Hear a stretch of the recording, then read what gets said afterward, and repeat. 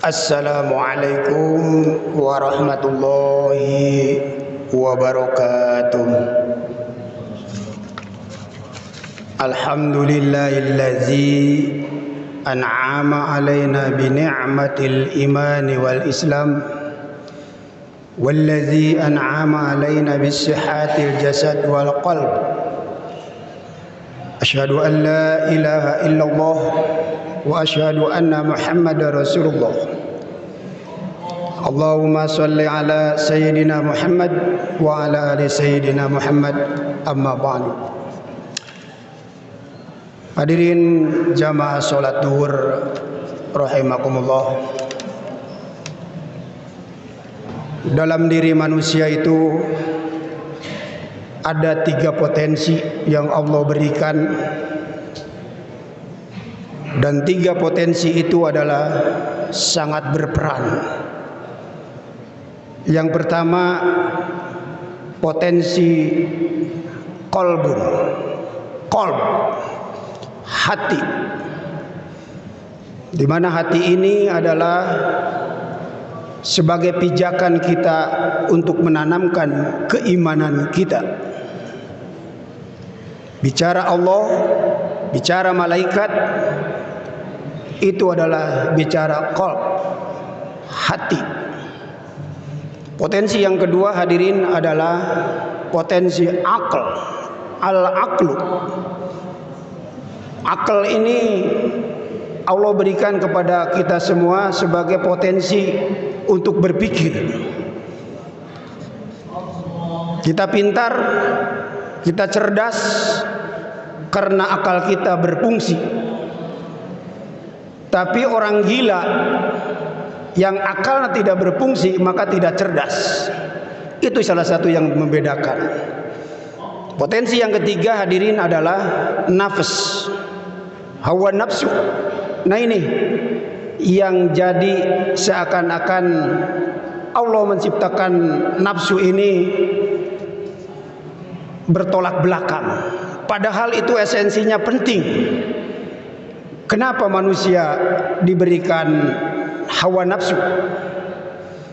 Ketika hawa nafsu itu terkendali, maka akal dan qalbu akan berfungsi dengan baik.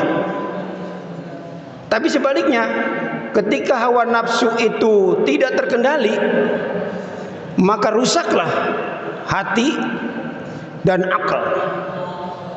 Tinggal bagaimana kita memposisikan nafsu atau hawa nafsu kita di dalam diri kita ini. Oleh karena itu hadirin, sebulan yang lalu kita melaksanakan ibadah saum. Itu adalah dalam rangka pengendalian diri dari hawa nafsu. Dalam Al-Quran dikatakan illa man atallaha biqalbin salim, bahwa di situ yang berguna di hadapan Allah adalah hati yang bersih. Saya memahami, maaf kalau salah, hati yang bersih itu bukan berarti rajin sholat, bukan berarti rajin puasa, bukan berarti rajin ibadah lainnya, tahajud dan sebagainya. Hati yang bersih itu saya pahami adalah orang yang bisa mengendalikan diri dari hawa nafsu. Ini kata kuncinya, qalbun salim, hati yang bersih. Nah oleh karena itu hadirin, pengendalian diri dari hawa nafsu itu adalah sangat penting, karena itu akan berpengaruh kepada ucap, perilaku dan lain sebagainya pada diri kita. Kalau kemarin ketika kita puasa rajin berjamaah ke masjid awal waktu, membaca Quran, kemudian ibadah lain, infak, itu berarti mampu mengendalikan diri dari hawa nafsu.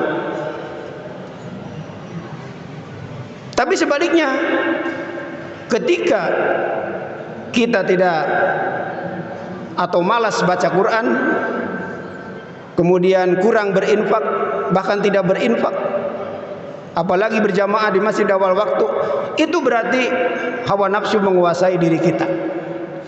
Oleh karena itu hadirin, kalau puasa kemarin kita mengendalikan diri hawa nafsu, maka setelah ibadah puasa bagaimana mengendalikan diri dari hawa nafsu? Kan begitu kira-kira. Katakanlah kita berhasil ketika puasa itu hawa nafsu kita dikendalikan. Setelah melaksanakan ibadah saum, bisakah mempertahankan untuk bisa mengendalikan diri dari hawa nafsu? Dalam Al-Quran Al-Imran dikatakan wal kazibina ghair, yang bisa mengendalikan diri dari amarah.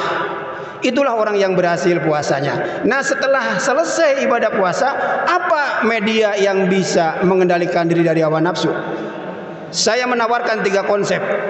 Yang pertama konsep muraqabatu ilallah. Kita selalu menganggap bahwa Allah dekat dengan kita. Insya Allah hawa nafsu kita akan terkendali. Kalau merasa bahwa Allah ada di dekat kita, bahkan lebih dekat dengan urat leher kita, kita akan dikontrol, kita akan diawasi oleh Allah. Dan disitulah nafsu kita akan terkendali. Ini maaf secara global saja ya. Kemudian yang kedua mahabbatu ilallah. Konsep yang kedua saya tawarkan mahabbatu ilallah. Tetap dengan konsep mencintai Allah. Kalau orang sudah dasarnya cinta, saya yakin orang tersebut akan melaksanakan apapun yang ketika dibutuhkan dalam konsep cinta itu. Kita cinta kepada Allah, maka kita akan tetap melaksanakan apa yang Allah perintahkan, tetap melaksanakan apa yang Allah dilarang. Itulah ada konsep yang kedua, mahabbatu ilallah. Kemudian yang ketiga konsep yang saya tawarkan adalah hadirin muhasabatu nafs. Jadi pandai mengevaluasi diri. Setiap ucap, setiap langkah, setiap gerakan kita selalu dievaluasi. Jadi intinya begini hadirin, kalau kemarin kita puasa itu dalam rangka pengendalian diri dari hawa nafsu, maka setelah puasanya berlalu apa yang dilakukan? Maka tadi yang saya tawarkan konsep itu. Jadi insya Allah nafsu kita akan terkendali. Kalau habis puasa kita malas lagi baca Quran, malas lagi ke masjid, malas lagi berjamaah, infaknya berkurang lagi, itu berarti dikendalikan oleh hawa nafsu. Makanya pakai konsep yang tadi. Yang pertama muraqabatu ilallah, yang kedua mahabbatu ilallah, yang ketiga adalah muhasabatun nafs. Insya Allah kalau konsep itu kita laksanakan, kita akan tetap melaksanakan apa yang Allah perintahkan dan apa yang Allah larang. Itu saja barangkali hadirin.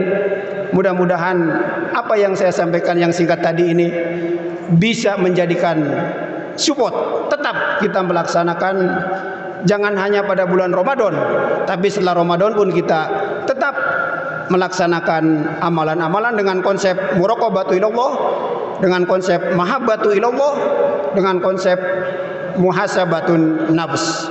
Mohon maaf, aqulu qouli hadza astaghfirullah li wa lakum. Assalamualaikum warahmatullahi wabarakatuh.